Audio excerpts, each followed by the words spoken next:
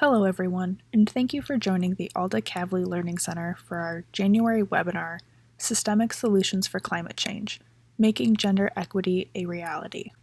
We are excited to host this discussion about the importance of understanding climate change as a product of social and economic inequities facing women and other marginalized populations.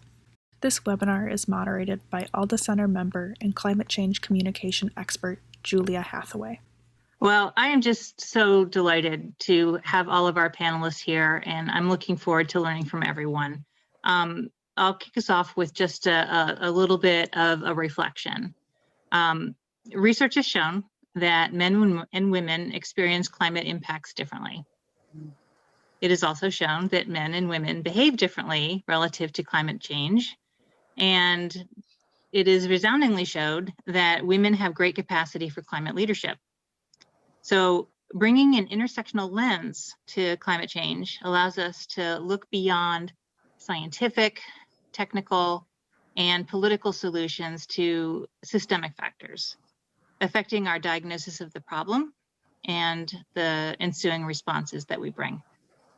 And then communicating about women and climate change is not only a societal challenge, as we're going to discuss a bit, it's also an imperative. And so how we communicate about women and climate change, in addition to communicating about climate change, which is in itself a societal challenge and an imperative. So let me start off by introducing our panelists. First, we'll hear from Andrea Vega Troncoso, Project and Communications Associate at the Women's Environment and Development Organization, or WEDO. Andrea has been involved in political, gender justice, and environmental work in the Dominican Republic, where she grew up. Prior to WEDO, Andrea's research focused on environmental justice, colonialism, and the political ecology of tourism in the coastal communities of the DR. She graduated from Brown University with bachelor's degrees in environmental studies and Latin American and Caribbean studies. Andrea is committed to cultivating intersectional feminist spaces and building radically just futures. Andrea will talk today about the work of WEDO, particularly relative to gender just policy and global advocacy through feminist collectives. Dr. Greta Gard will then present. Greta is professor of English at the University of Wisconsin-River Falls. Her scholarship and teaching emerged from the intersections of student-centered pedagogy, anti-racist feminisms, and I'm glad the Kitty's here so we can really start, environmental justice, queer ecologies, and critical animal studies, right there, exploring a wide range of issues from post-colonial ecofeminism to children's environmental literature and the ecopolitics of climate change.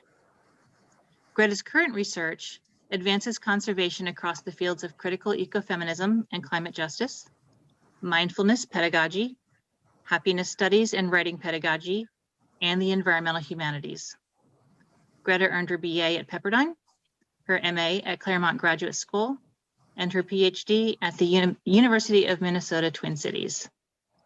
Greta today will talk about what has changed and what hasn't in the years that we've been talking about women and climate change and the related context of the Indigenous-led women resistance to Enbridge's Line 3 pipeline. Next, we'll hear from Dr. Kieran Asher, professor in the Department of Women, Gender, Sexuality Studies at the University of Massachusetts Amherst. Kieran describes herself as a biologist turned social scientist, which I really appreciate. Her research interrogates the gendered and racialized dimensions of social and environmental change in the Global South, as well as the meanings and practices of feminist fieldwork. Kieran received a Bachelor of Science in Life Sciences from St. Xavier College, Mumbai, a Master's of Environmental Management from the School of Forestry and Environmental Studies at Duke University, and a PhD in Comparative Politics from the University of Florida. Kieran will discuss how a feminist critique and politics are necessary to respond critically to the technical, apolitical, and de facto capitalist solutions that underlie the institutionalized and policy attempts to foster development and empower women and mainstream gender for climate change solutions. Our fourth presenter is Dr. Suzanne Moser, Director and Principal Researcher of Suzanne Moser Research and Consulting. Susie is an affiliated faculty in the Department of Landscape Architecture and Regional Planning at the University of Amherst, Massachusetts, Amherst, and a research faculty in the Environmental Studies Department at Antioch University, New England. Her work focuses on equitable adaptation and the transformation in the face of climate change and interlocking stresses, on climate change communication, and the interaction between scientists, policymakers, and the public. She's a geographer by training and earned a degree at Clark University.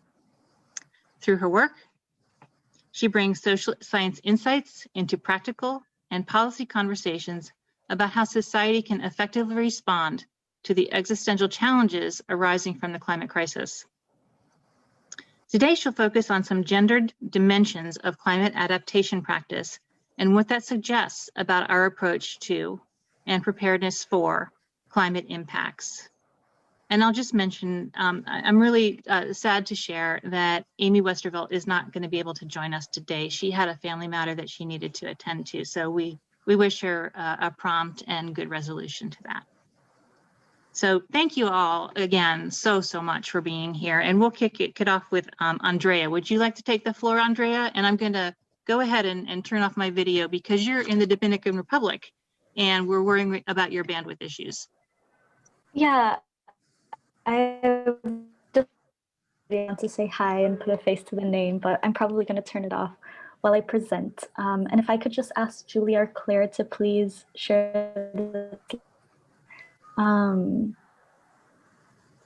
thank you so much. And if we could go to that first one.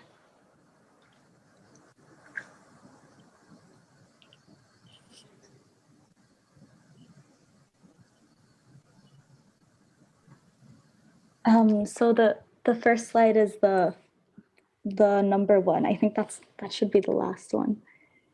Thank you so much. Hi, everyone.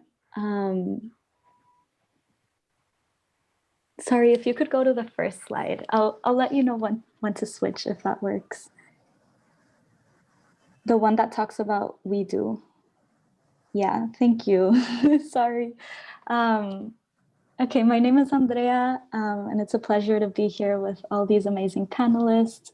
I use she, her pronouns, and I'm part of We Do, or the Women's Environment and Development Organization. And we're a global feminist advocacy organization for a just world that promotes and protects human rights, gender equality, and the integrity of the environment.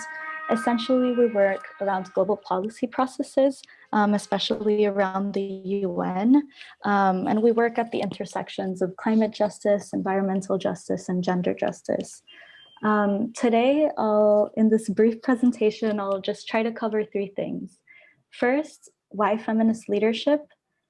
And second, what is our global and national advocacy working towards? And lastly, how we do this work, and that is through collectives. If you could please go to the next slide. So why feminist leadership? Essentially, the answer to this is feminist leadership grasped at the root.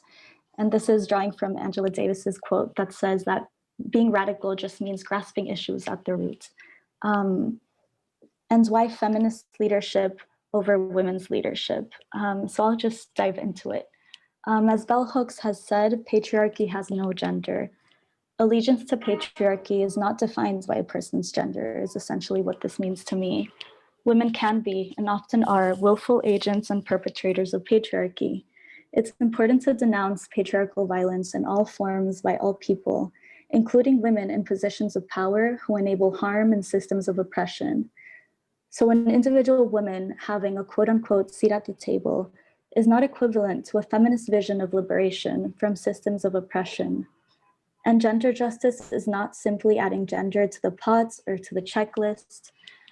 Feminists of all genders are crucial leaders and actors in the work of dismantling patriarchy.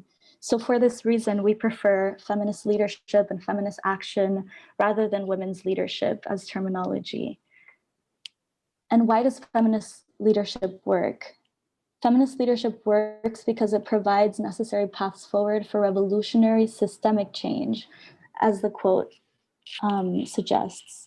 So amid world systems that are built on extraction, austerity, capitalism, and colonialism, feminist leaders are offering analyses and alternatives based on care, community, solidarity, liberation.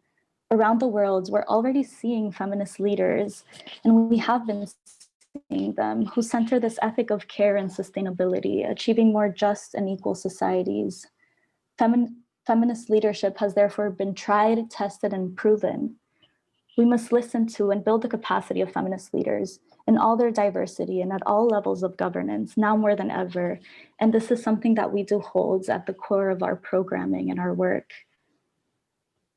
Feminist leadership meets the needs of this critical moment, capable of working collectively and collaboratively to bring together diverse knowledge and experiences to enact systemic, comprehensive, and sustainable policies and practices. If you could go to the next slide.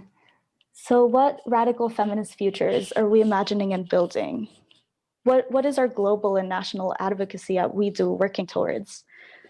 And first, I'd just like to ground us in that hope is a political act. And at We Do, we take this to heart. Again, in the words of Angela Davis, who I just love to quote, you have to act as if it were possible to radically transform the world, and you have to do it all the time.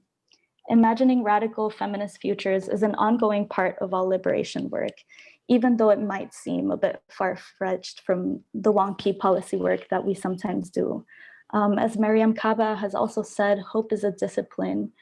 And as Franz Moore Lapp has shared, hope is not what we find in evidence, it's what we become in action. We maintain undeterred hope because we know a better world is possible and we are advocating for it, we are building it. So part of what is core to We Do's advocacy is that, especially when it comes to the climate crisis, when it comes to the intersecting crises that we are facing in this moment, we need to finance transformation, not the status quo. And this is what we relay through our collectives, through our advocacy at the UN, in different spaces related to climate change decision-making, such as the UNFCCC, or the UN Framework Convention on Climate Change, is that we need a fundamental shift in the global dominance economic model. Capitalism is structured fundamentally to exploit and to make profit. So decision-making forums need to recognize how power inequities shape who and what labor is exploited. We believe that if we don't shift finance now, we're only funding future cycles of harm and violence. Finance must flow instead to grassroots, local solutions, and just alternatives that address the root causes of injustice and inequality. For climate, this might mean that polluters must pay and reparations must be instituted, such as to small island developing states. This means reframing what we understand as innovation, especially in the realm of climate solutions. Black and Indigenous people of color, grassroots women, queer people, and folks with disabilities have always been innovating, strategizing holistically on how to survive and thrive in a world not built for all. Innovation must center these deep knowledges and experiences rather than technocratic fixes. Innovation can be found in our abundant and regenerative environment and the people who have cared for it for centuries. We must also reframe risks and investments, understanding these outside capitalist frameworks and towards social and ecological health. A good investment, for instance, as we tell different governments or partners that we work with, is one that prioritizes just and livable futures for all and puts people over profit. For instance, geoengineering, population control, carbon pricing and sequestration, corporate capture, and numerous forms of private sector renewable energy schemes and biofuel projects are not representative of innovation, but rather the same paradigm that got us in this mess in the first place. So what is the alternative? What can a different economy look like? What is that economy that we're advocating for at We Do? That is low carbon, that requires a just transition. And this is something that we talk about a lot at the Feminist Coalition for a Green New Deal, which We Do is a part of. And that's that climate work is care work.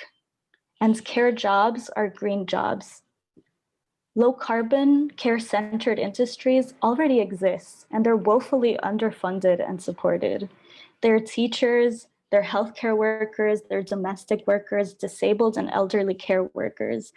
These industries largely employ women, especially women of color, and they're devastatingly underpaid and undervalued. Yet these are crucial life-saving jobs, but they are also climate jobs.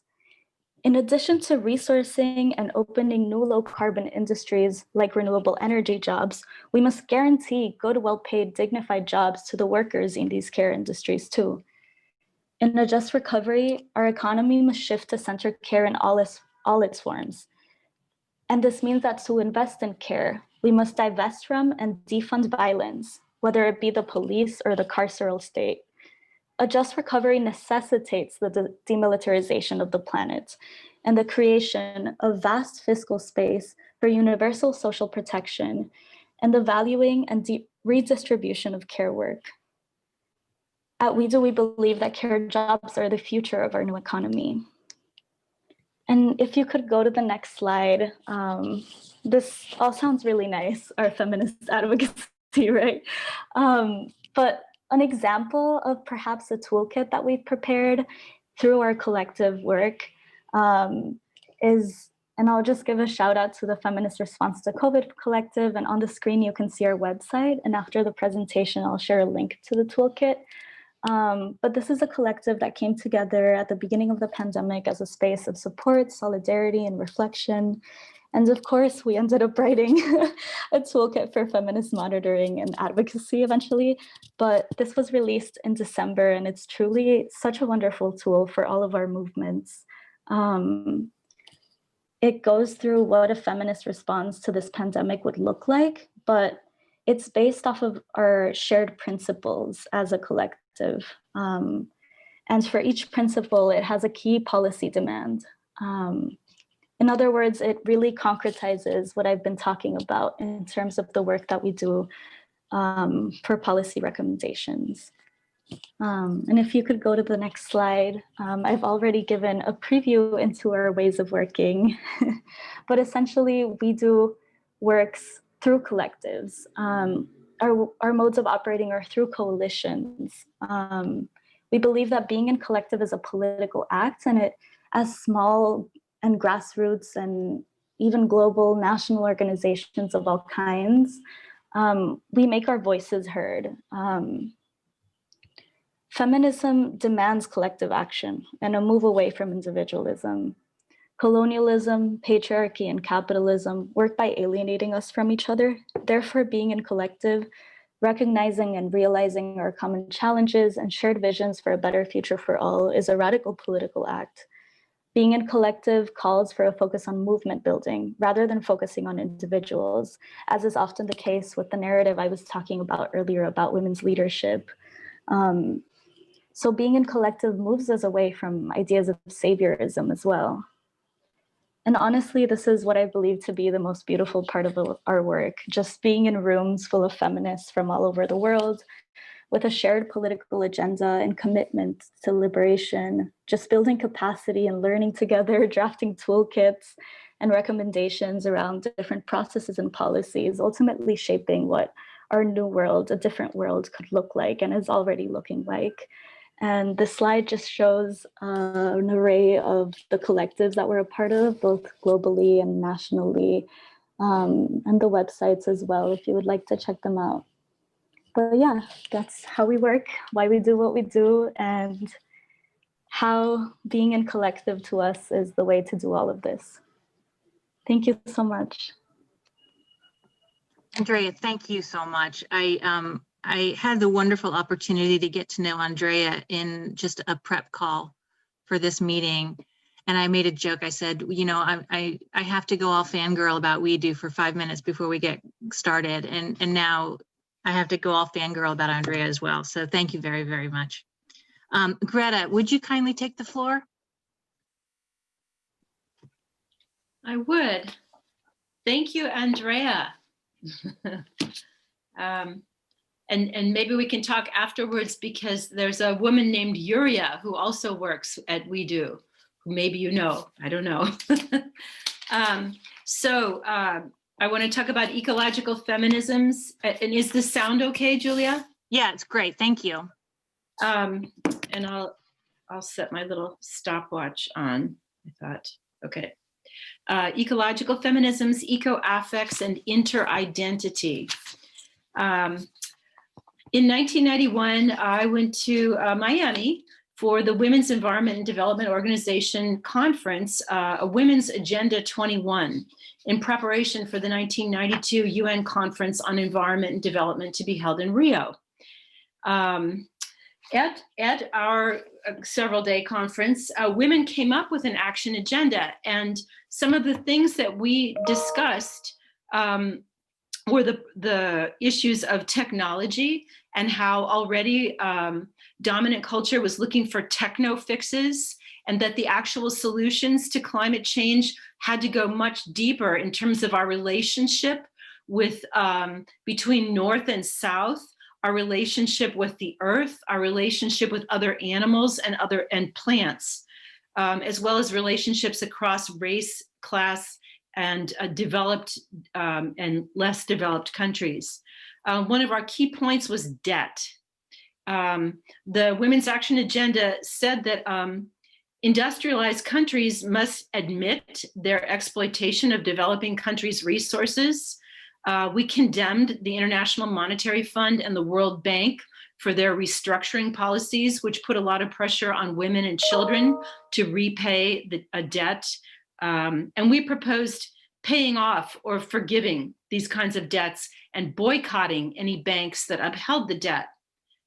At the United Nations Conference on Environment and Development, the really good ideas that women had put forward were not taken up.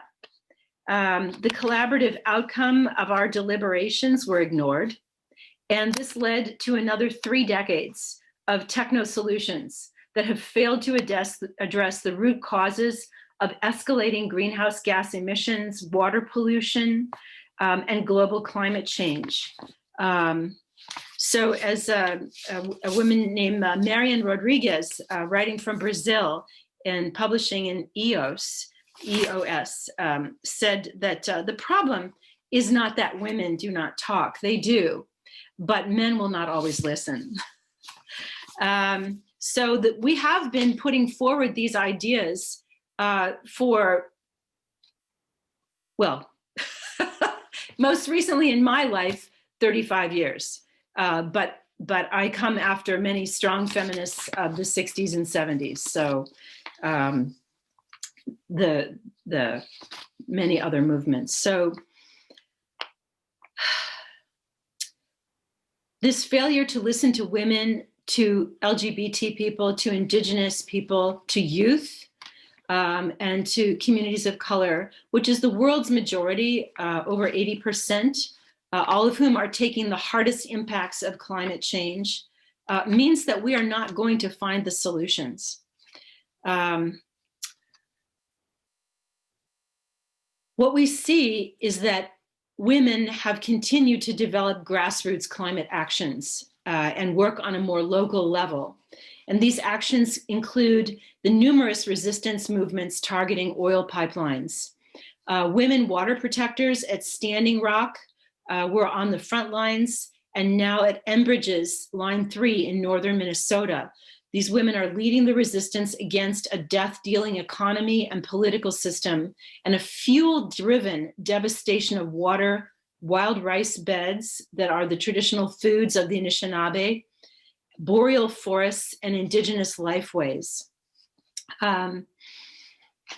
The issue with Line 3, we've been fighting Line 3, and I speak as a member of Min 350, not because it's particularly feminist, but because sometimes it's harder to organize and mobilize a grassroots feminist movement in your own state than it is to join one, like jump on a train that's already moving and talk to people while you're in motion. And also that I learned that from a lot of feminist eco-anarchists, is just get moving. And I really appreciate that. So the issues with line 3 have been widely publicized. And if you're interested, Honor the Earth has a lot of information on this. The main problems, and we've been fighting Enbridge, which is a Canadian corporation that is coming into Minnesota and using our laws of eminent domain. Eminent domain in the United States is intended to seize private property for the public good. But this is a Canadian corporation intending to seize Indigenous treaty lands for corporate international profit and for pollution of the headwaters of the Mississippi River around Lake Itasca, damaging wetland ecosystems, disrupting their critical functions of water retention and carbon sequestration, disproportionately impacting Indigenous communities in northern Minnesota, crossing treaty lands, threatening wild rice beds. I was reading about and writing about this today, and you can see back there, I have some wild rice soup on. It was just too much. Of course, you've probably heard about the influx of temporary workers that come to construct pipelines, put Indigenous women and girls at tremendous risk of gender-based violence and sex trafficking. And the movement to defend and get publicity for and justice for missing and murdered Indigenous women is very strong in Canada. It's very strong in feminists around the communities of extractive oil industries and the pipelines. And we have a red shawl march here every year on Valentine's Day, starting at Little Earth and going around our communities. So these pipelines basically take the wealth of the earth and the global commons and privatize it for corporations, and they leave pollution, destruction, and climate change. Enbridge doesn't even plan to remove the old pipeline. They call it a line 3 replacement. It's not replacing the line. They're going around a different path with a wider pipeline that will double the flow, increase the pressure, and increase the climate change gases. So Winona LaDuke has spoken around Minnesota about this a lot. And there's a really great film. If you're interested in using this, anybody in teaching or in research, on line 3, and it's called line LN3, 7 Teachings of the Anishinaabe Resistance. 7 Teachings of the Anishinaabe Resistance. It's a 38-minute film, and Honor the Earth and the Indigenous Environmental Network has it available for free. They want the information out. They want people educated. Okay, so let's see. Ecofeminist analyses of the links between species injustice, gender injustice, and climate injustice, which we have been talking about for over 30 years, have emerged among the top 10 of 100 solutions to global climate change in Paul Hawken and others' edited volume Drawdown. But our solutions are inoffensively renamed. And I think that this masks some of their power. What we have called ecological and ethical veganism is renamed as plant-rich diets. What we have called, and many women in women's movement have called reproductive justice, is renamed as family planning. Perhaps that's more palatable. What we have called women's self-determination and economic independence, they've called educating girls. I think it's time to educate boys too. It's time to educate boys about justice and equity and the fact that most societies are built on the shoulders, the bodies, and the labor of women. In fall 2020, Women's Solutions for Climate Change have appeared in a marvelous book called All We Can Save, Truth, Courage, and Solutions for Climate Crisis. And let's see, I want to hold these up so that people can see. So this is that book, All We Can Save. I don't know if it's flipped reverse or not. Sometimes films do that. It's called All We Can Save. And Catherine Wilkinson, who co-edited this, is also one of the co-editors of Paul Hawken's Drawdown. It reminds me of Leonie Caldecott and Stephanie Lelland's Reclaim the Earth, Women Speak Out for Life on Earth. This was the first ecofeminist anthology, 1982. It has poetry, songs, essays.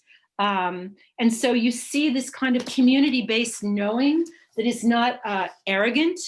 It's not written to impress, it's written to communicate. It's written to enliven and empower and inspire people. Okay, so I also want to talk about the role of eco-affects. Backgrounded in all the techno-science deliberations is this role of eco-affects. And what we know is that if you look at the way that people vote, people are not voting and people are not storming the capital of our nation based on fact.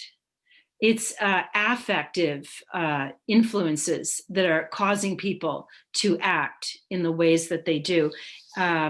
Those eco-affects, most commonly called solastalgia, which is nostalgia for a place that has vanished, eco-anxiety and eco-grief. Emotions have long been gendered. I wrote my PhD on anger in women's novels. I was very interested in anger because it's the one emotion allowed to men. It's the one emotion denied to women, because anger is a form of defense when women use it. It's a form of self-defense, defending our children, our communities, our neighbors. It's standing up for justice. It's not anger as violence against. So we really need to look at the way that our emotions are gendered. All the climate debates, the UN Framework on Climate Change, are based on dry data. But what's powering them is affects. And until we really look at that and do something to get the negotiators reconnected to their affects for this earth and for their communities, we're just going to have these deliberations. So there's a real strong feminist movement to look at affects. I want to say a word about my colleague Sarah Jaquette Ray's a field guide to climate anxiety. This is written for undergraduates. It's very coherent writing, and she really intends to inform, reconnect people with their own affects, and empower people. The last thing I want to talk about is something that Andrea brought up when she said that feminism moves away from saviorism. At the root of all of our problems, I believe, or one of the roots, is this conception of self. In industrialized nations, the conception of self is separate from, it's a separate self, separate from the earth, separate from animals, genders separate. It's an identity based on separation and conquest. Control. The more you control, the more you enslave, the more you own, the wealthier you are, the more you appropriate, the identity becomes bigger. This needs to change because it's wrong. It's inaccurate. Everyone, stop breathing right now, and you can prove that you're independent. Let's try it. Okay, that's as long as I can go. So I'm breathing, and thank goodness I have plants in the house. And thank goodness there are plants outside, because I am in mouth-to-mouth resuscitation with this beautiful planet. I drink water. And if I didn't have water, I don't know how long my body would live. Our real identity is interidentity. And until we talk about that in a very ecological way, we're not going to be moving forward. And this is one of the reasons I'm very interested in mindfulness practice, because it gets people to pay attention to our interbeing. And I'll leave it there. Thank you. Thank you. Thank you, Greta. Thank you so much. Kieran, your opportunity to take the floor. Thank you both. Thank you so much. Thank you, both of you. Thank you, Julia and Claire, for organizing. And I'm really, whatever it is that I have to say really is echoing what Andrea and Greta have said. So I'll be saying it in a slightly different kind of way, but it really is part of working in collectives, is the issue of repetition. And as Greta said, that these ideas have been around for a very, very long time. But the mandate that Julia gave is that it's interesting that a lot of climate change scientists and climate change communities don't seem to recognize the very basic fact of the unequal ways in which climate change affects folks, specifically women. So I'm going to share my screen now. It's a little bit wordy and heavy, but hopefully there'll be question and answers, and we'll go beyond the dense language. So here we are. I will move very quickly through it in what I call my Bombay voice, which means that I'm going to be covering a lot of ground very quickly. On the right-hand side, you'll see a set of slides on sort of indigenous and peasant women in Peru drafting ideas of the difference between women and feminists, but that is for later. The main claim I want to make is one that Andrea and Greta have already made, that we need a feminist critique and politics to respond critically to, this is a mouthful, I'm sorry, technical, apolitical, and de facto capitalist solutions that underlie institutionalized and policy attempts to foster development. It's another way of saying that most policies that address climate change are de facto. This is not what they aim to be. They may claim to be anti-X, Y, Z, but because they are embedded in a particular kind of systemic perpetuation of injustices, de facto, they are technical. So the Green New Deal, a lot of the Green New Deal is talking about certain kinds of jobs. And what Andrea and Greta have been talking about is that one needs to pay attention to care work, that the kind of work that women do is care work, and also something that is part of the economy. The economy needs it, it invisibilizes it, it piggybacks on it. So the feminist critique is absolutely imperative to recognize how that works. A trajectory of third world development. This is where I started doing my work. The ideas about climate change are deeply related to ideas about economic development. And since I come from India, since I come like Andrea from the so-called third world, issues of third world development are sort of often my starting point. And issues of third world developments are often places where we might need to go as we think about current policies. Quick overview, since many of you might have access to this PowerPoint later, I'm just putting this data for you to look at. Again, Greta has already invoked the 1992 UNCED and Earth Summit meetings, but they have prior histories in the first 1972 UN Conference on the Human Environment that sort of began linking that issues of the environment are very deeply linked to issues of economic development. And again, we talk about climate change now, the correct word probably should be global warming. And what I'm calling, mnemonically red issues have been on the agenda at least since the 1970s.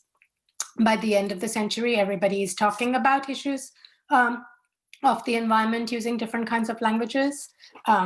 A quick overview, again, because many of you will have access to the PowerPoint, is how third world women and rural communities are characterized within these kinds of discourses, within these kind of policies, either as being unproductive or outside, as not having anything to offer.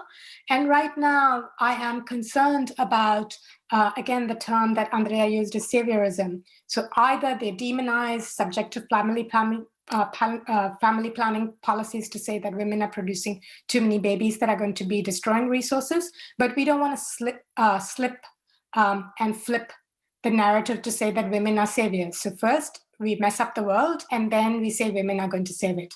Kind of that last Star Wars movies, which I really hated. It's sort of like the men mess it up. You have lots and lots of women who are ostensibly now going to save the world. And the either or proposition is not something that we want. What are the different ways in which feminists have engaged these issues? Again, Greta flagged that this has been going on for a long time. Slide for you to go and look at your leisure. Moving right along to think about issues of sustainable development, because again, the climate change discussion is deeply linked to this notion of sustainability that says that we want development, we want economic growth, but it has to be sustainable.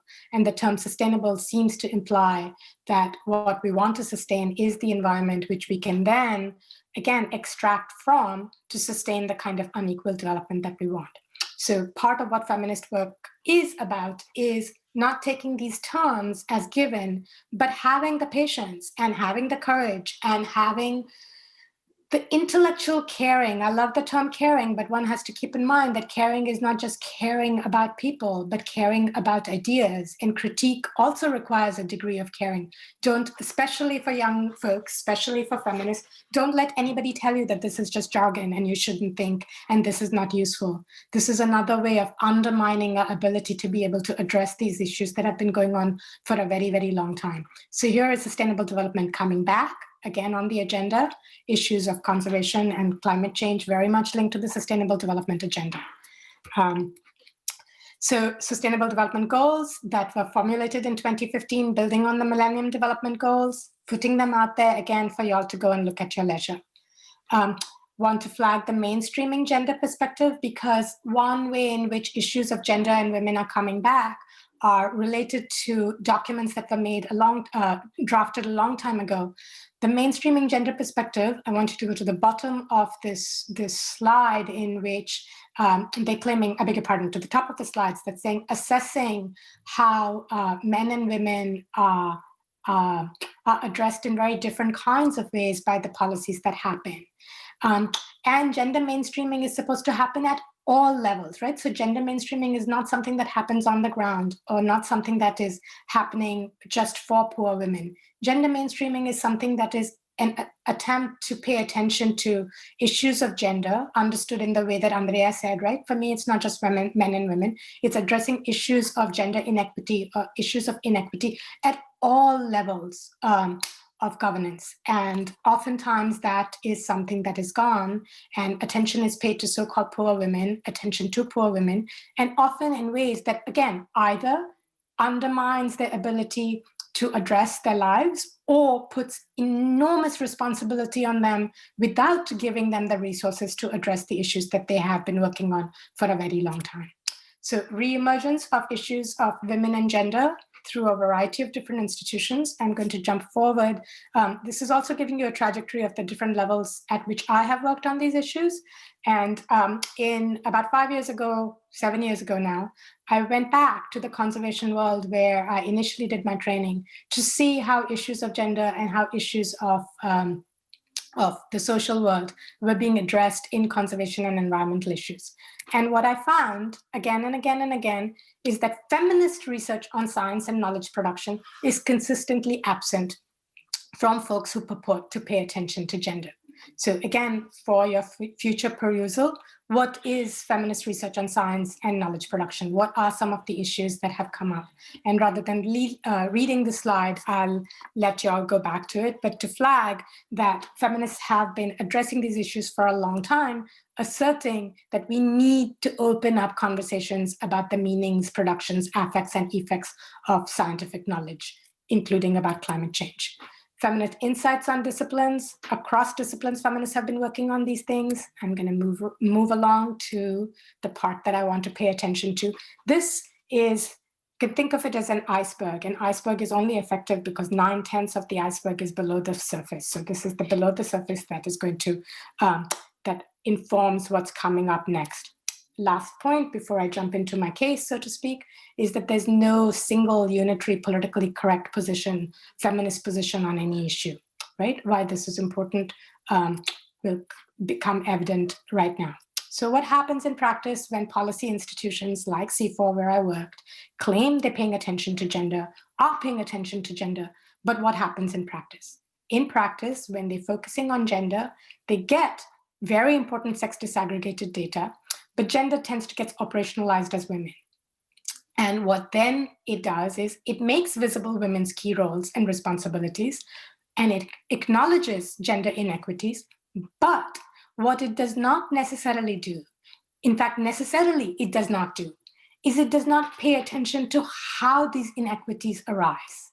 And it interprets these inequities in what I call a mad lib. I must have read thousands of papers for research that I've published, as well as to kind of, with a morbid fascination to see, despite 50 plus years of feminist work, why is it that these issues don't come up? And what I find is what I call these mad libs.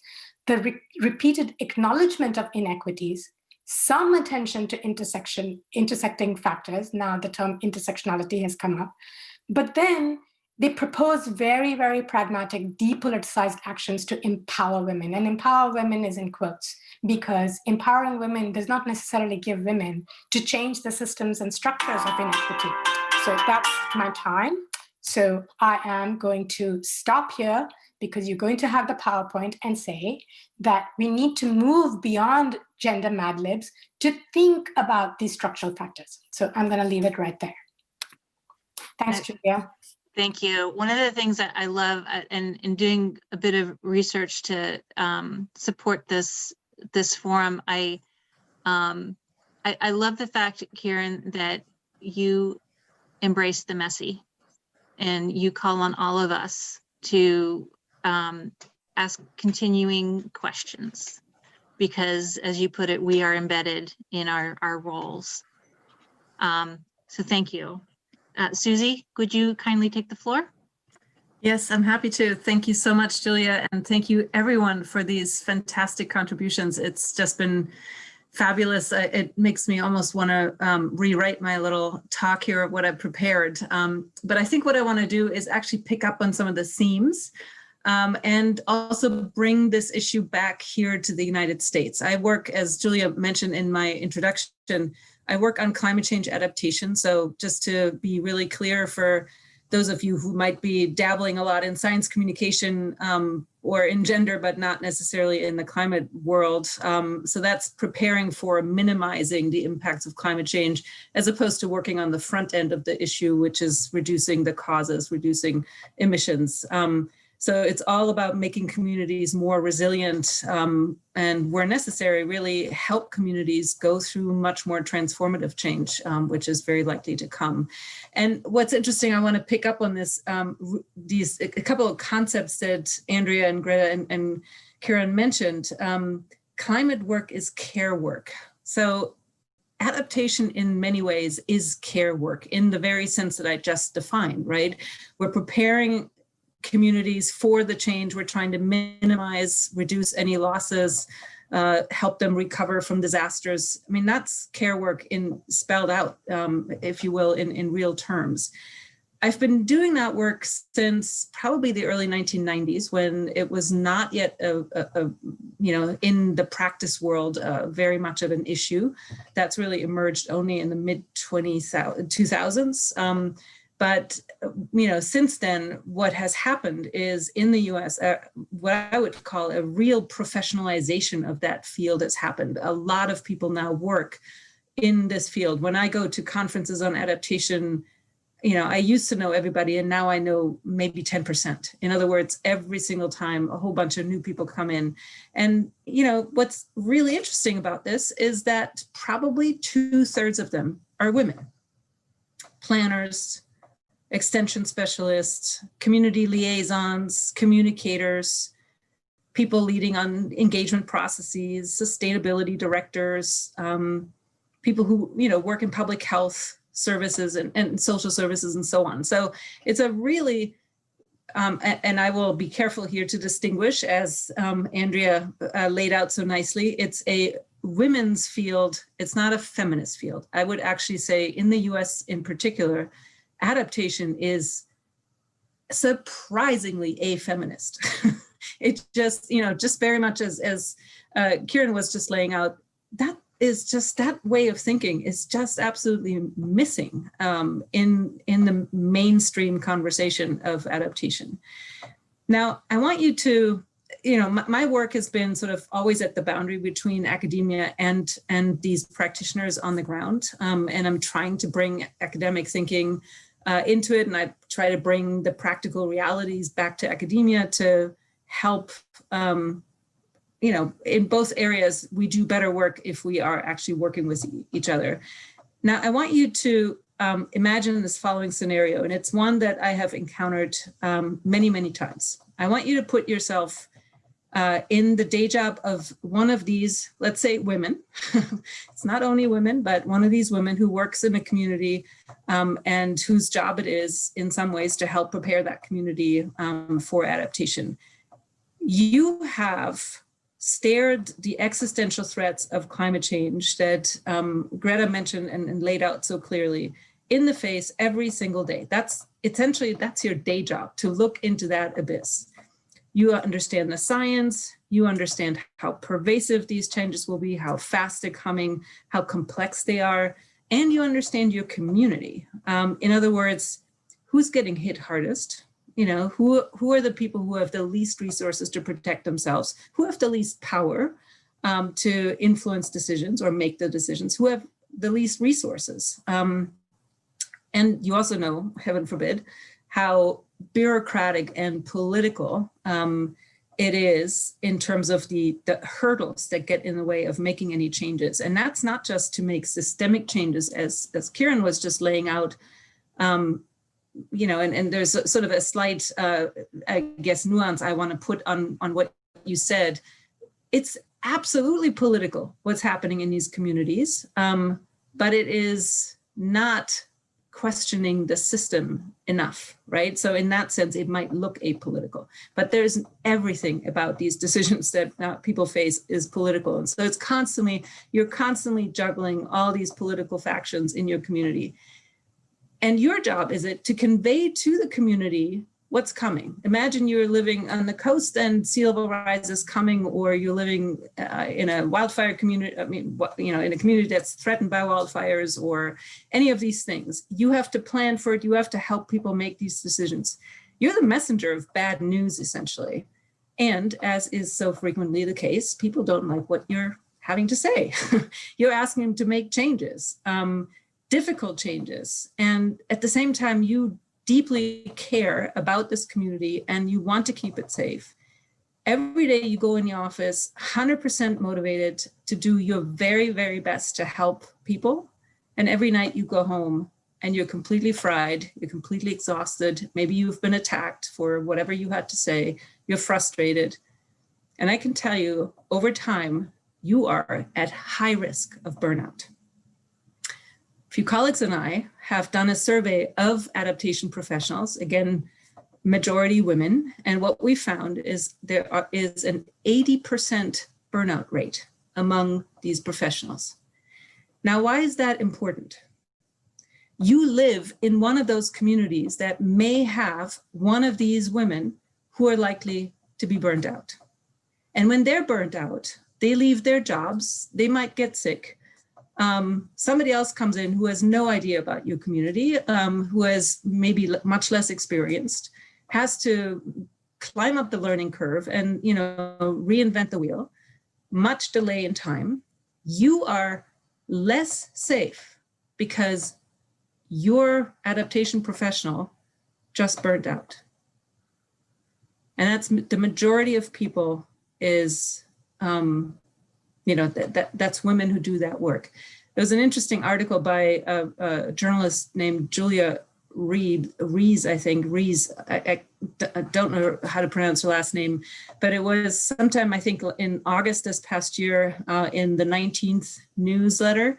And she called the recession that we're experiencing right now the first feminine recession, because with COVID and the economic crisis and all the anti-racist challenges that are on top of everything else every woman in this country already does, going home to be, you know, mother, teacher, childcare provider, and so on and so forth, it's just too much. And they're by majority leaving their jobs. So not only has your pressure increased if you stay in these jobs, you're also on top of that most likely to leave this work. And then, you know, then we are left with, let's just name it, you know, with men who do not think about the gender dimension, by and large. Not always, but, you know, by and large, that's the pattern. So we will never get to a, you know, gender equality, much less a feminist agenda in adaptation to deal with that. So one of the things, and it's interesting, Greta, you mentioned the All We Can Save book. I have a chapter in that particular book as well. And I want to just read one quote from that for you, which is, burnt out people are less effective people. Burnt out people can become sick people. Burnt out people leave their jobs and are replaced by less experienced people burnt out people aren't equipped to serve a burning planet. And I think that's where it gets really, really critical, that we think about how do we care for the care workers, the climate workers, because if we don't, we're screwing ourselves, essentially.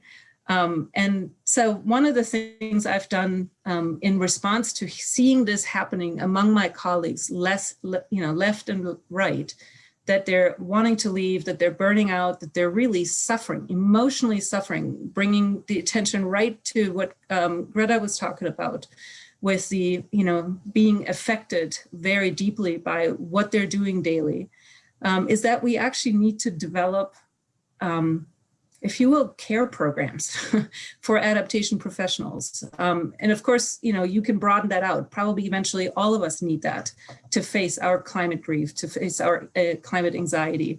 But it's particular, I want to emphasize the issue with professionals, because people in the movement, they have movement places where they self-organize and they go, and most people feel absolutely fine, going to those kind of gatherings and taking care of each other. Professionals do not feel comfortable going in public. Because why?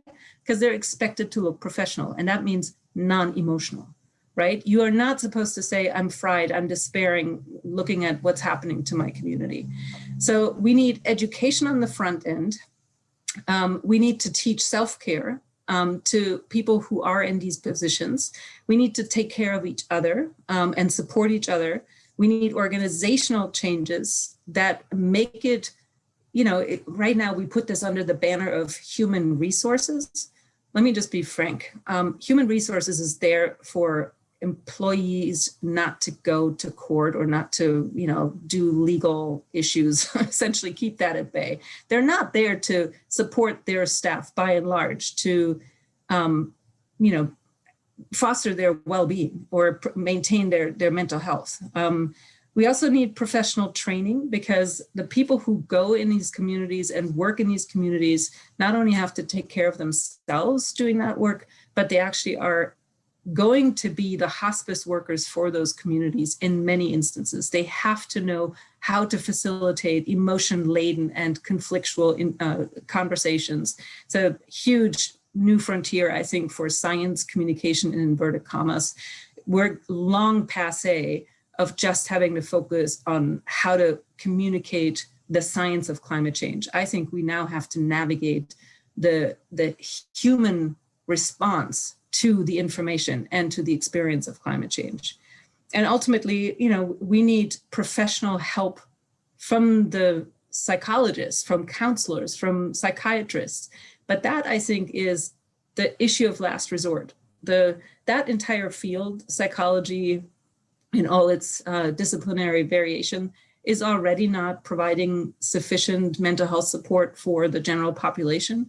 The climate crisis will make that way, way, way worse, but we don't have enough psychologists to deal with all of them. I think what we need is to build up our human capacity to cope with and deal with an incredibly psychological, stressful transformation.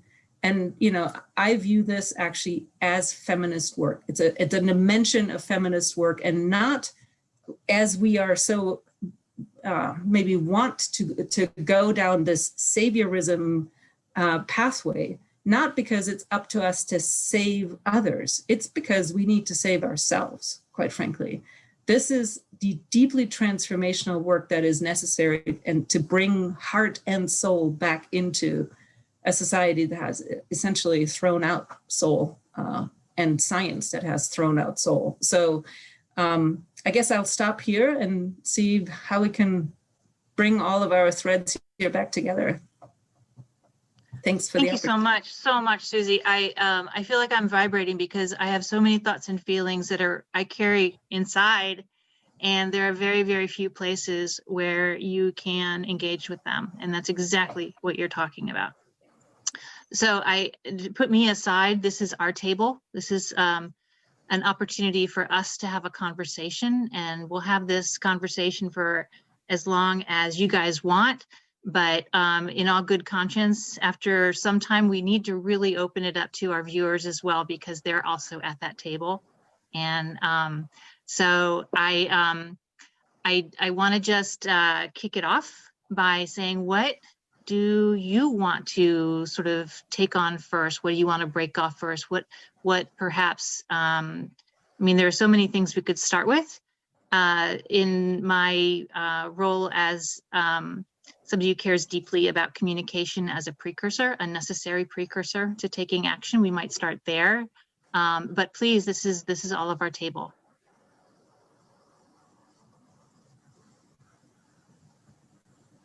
Go ahead and unmute yourself, Greta, go for it. Okay, so these are just responses to the other panelists. First, thank you all. It's so wonderful to hear and think with other feminists on climate. I wanted to respond to Kieran when you talked about gender mainstreaming. The first thing I thought was, I don't want to get in their stream. What about if you really want to pay attention to gender, let women say, here's what the stream would look like. And then you get into our stream. And that's one way to start like equalizing the power between those two groups. And then, you know, your talk pursued that and clarified that that's exactly what's going on, is that it's tokenism, it's liberal tokenism. It doesn't change the paradigm. Inesta King, who was from the Institute of Social Ecology and early ecofeminist, said, we don't want another piece of your rotten carcinogenic pie. We want a whole different meal. So that really struck me.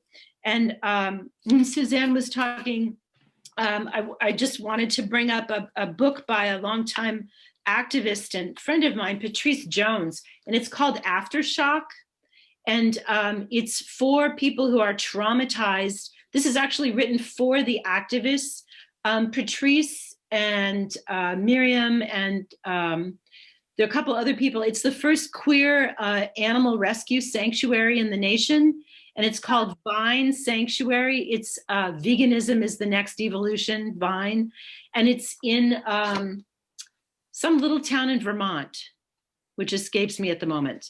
But she was a community organizer in Michigan, in Lansing. She did rent strike, people who were being evicted from their homes. She did a lot of anti-racist activism. And then when they moved to the Delmarva Peninsula, they saw a chicken in the road that had self-rescued from one of the chicken trucks. And they took the chicken home thinking like, this is just a one-off deal, but actually it's one of the largest factory farmed chicken areas in the nation. And they just got sucked into the whole incarceration of birds and other beings, and really seeing connections about the structures of the way that the dominant culture boxes, cages, puts aside, locks up, asphyxiates, and just how pervasive the issue is. And so when you really see that, as Suzanne pointed out, it's overwhelming. And so how do you keep going? And that's what this book talks about. And there's room for lots more conversation about that, for sure. Thank you all.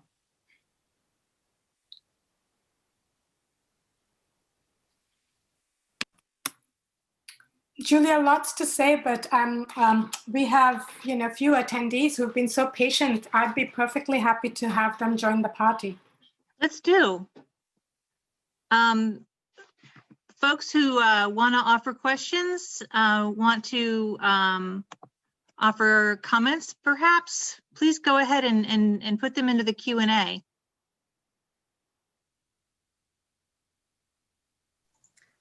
Or unmute yourself and talk. That too. I'm not from the United States. I find it really, really, really hard to be here because I've lived here for over 30 years. But yeah, the way the communication happens over here, I find it to be a real struggle because people don't talk in multiple languages and don't talk together. So anyway, so part of it is, there's such few of us, just join the party. And it has to be a party, otherwise there's going to be burnout. And it's like, and I'm going to ask a question, and nobody wants to default to that quite at this point in the program. So y'all go ahead. Andrea, dele. ¿Qué piensas? ¿Estás pensando algo? Porque te puedo ver en la cara. No, nothing in particular. I was just thinking about that idea of the polluted stream. Bella Absug, one of our WU founders, I'll just read the quote that I put in the chat a long time ago. I mean, we do as an organization, just we do alone is 30 years old. Like, this work has been happening for so long, even though now, for some reason, it's having like a moment, like, it's been happening and it has such a deep history. And I think, Kieran, it was you that was talking about, like, especially young feminists and activists, like, not letting folks tell you, like, don't be wordy, like, stop quoting certain things or like using these terms, but using those terms is paying like homage, is that the word, to like our feminist like ancestors. But the Bella Absug quote is essentially, women will not be mainstreamed into the polluted stream. Women are changing the stream, making it clean and greener and safe for all, every gender, race, creed, sexual orientation, age, and ability. Which to this day still stands in this webinar.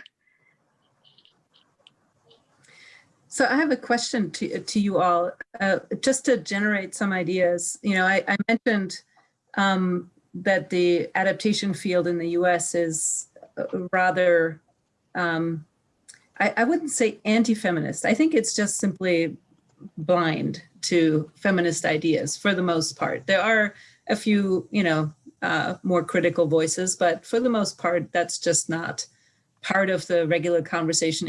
And as opposed to, finally, we're coming around to talking about race and low income and classism and all those things, but gender is and the whole patriarchal structures that we all seem to have to function in is really not talked about. And I'm wondering, from you all sound to me a lot more radical, and you certainly work in more radical corners. And I'm wondering what your experience is of how to bring a more radical agenda into arenas that seem to just not even know why they should bother.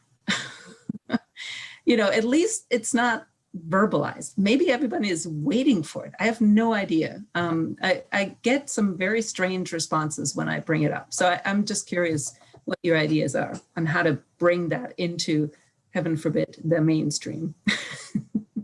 But it's not as if they're not aware of it. They don't want it.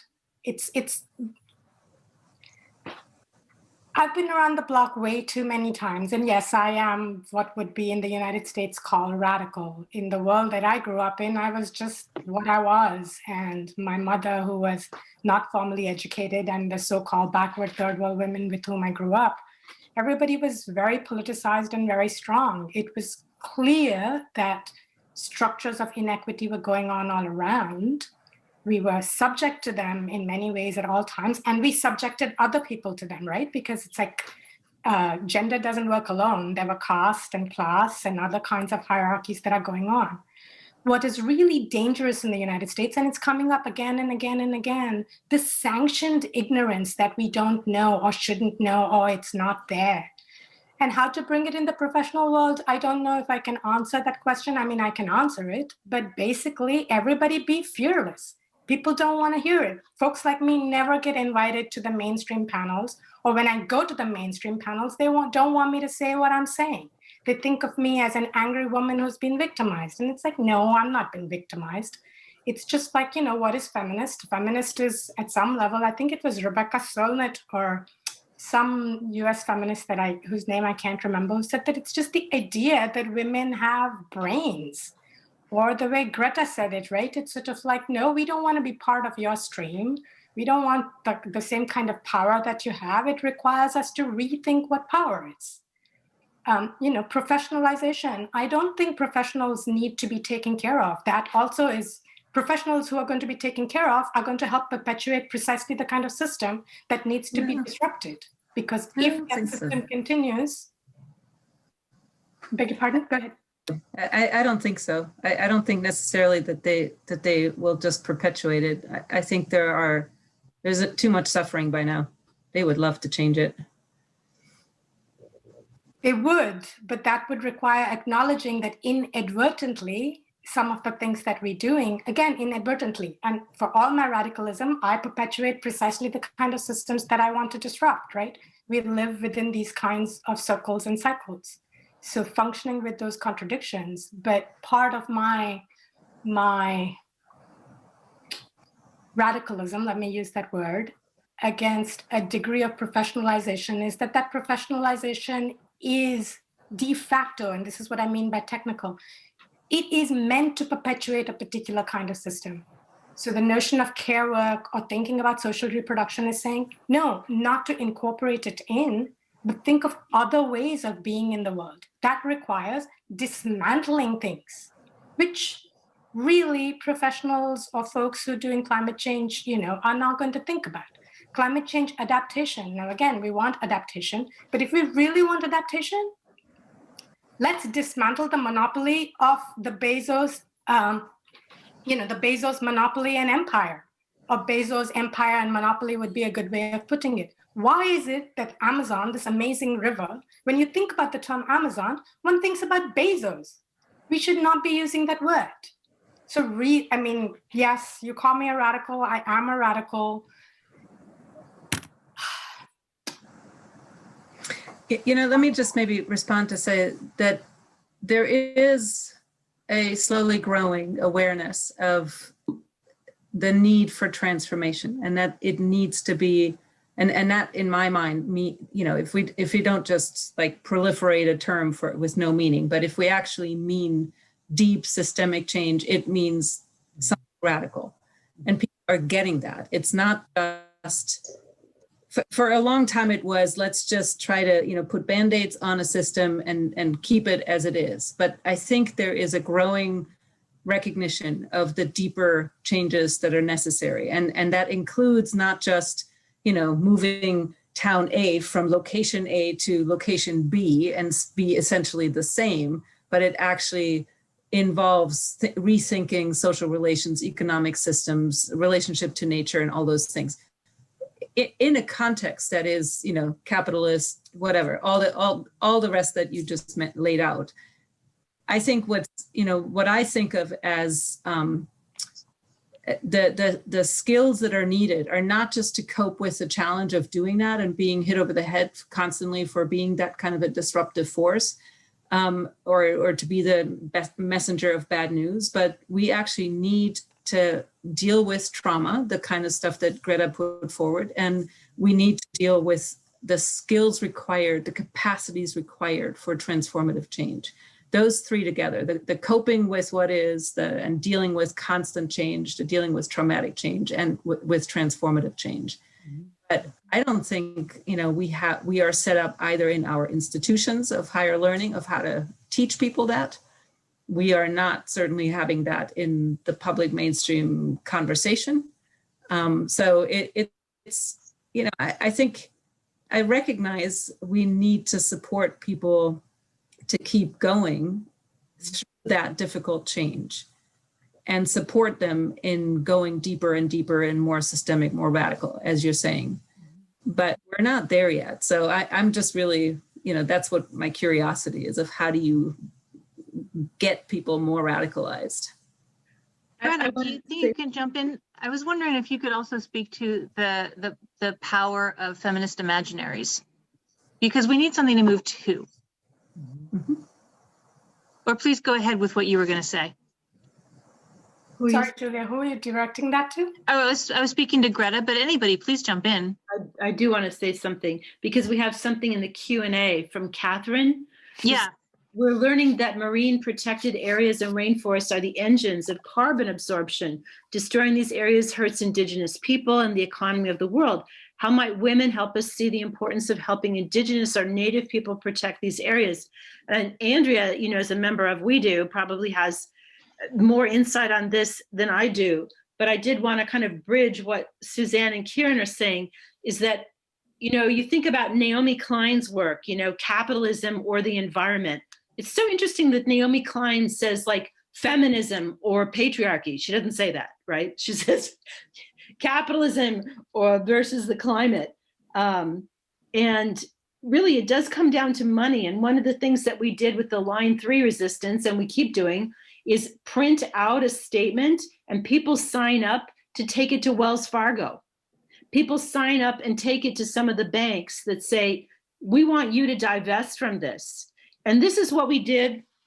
This is what we did in the Occupy movement a long time ago, is get people to, you got a home mortgage with these Amazon destroying corporations, pull it, go to a small neighborhood bank.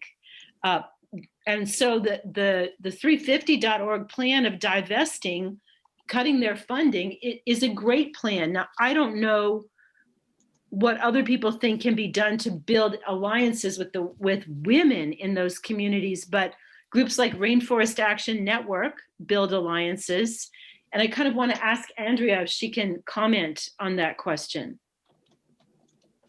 I can comment super briefly, and I guess my initial response to the question of how might women help us see the importance of helping Indigenous or Native peoples protect these areas would be just the land back movement. Like, I don't think it's about helping folks protect areas. It's about literally just giving land back to people who have been caring for these areas for centuries, for timescales that we can't imagine, those of us who are non-Indigenous. And I think that's all I would have to say. I don't have a lot of experience personally with marine protected areas and rainforests. Mm-hmm. But that's basically what I can say. The Green Climate Fund, so circling back to adaptation that Susie was talking about, a vast majority of the funding, and the Green Climate Fund is the implementing entity of the Paris Agreement. So it's where developed, quote unquote, developed countries give money and put it in this fund, and developing countries receive that money in the form of adaptation or mitigation projects. And the vast majority of that money is still going to mitigation projects, when actually, like Susie was saying, climate change is here, and it's not just the trauma, it's people's lives and livelihoods being affected. And I think part of our advocacy, or part of my work that we do within the Green Climate Fund, is serving as sort of a facilitator for a group of folks in Latin America and the Caribbean that are reading these projects that are being proposed through this fund, and trying to get them to people, Indigenous peoples and local communities in these areas. And essentially being like, is this the climate solution you were thinking of? And most of the time the answer, of course, is no. But then we review the projects and we give comments, and sometimes we're listened to, sometimes we aren't. But I think it's kind of the other way around. It's folks in these areas that have the knowledge of what it requires to protect the area, to be in right relation with that environment, with that rainforest or marine protected area that you're mentioning. And then from there, how can we scale up local solutions? That would kind of be my answer to that, even though it's not a super direct answer.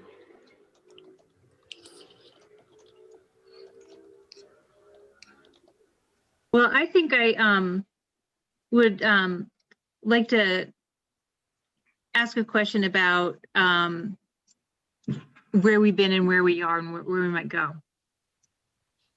Greta and Kieran did a really nice job of sort of bringing us to date in a very summary way.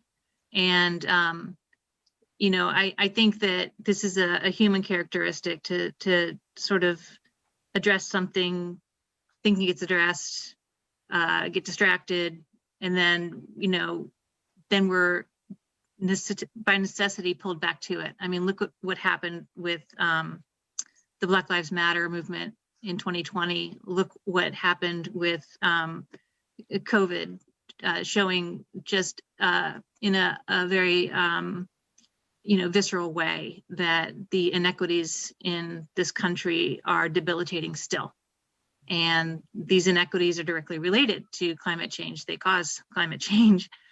They are exacerbated by climate change. Hi, this session I'm listening to will be over in about 5 minutes. Hey, Kathy. And so, how can we step beyond these discourses is, I guess, the big key question if we're going to talk about communicating in an effective way. Kieran, one of the things that you do is you challenge the existing discourses and you ask us to think about them, and you ask us to consider the fact that we're with,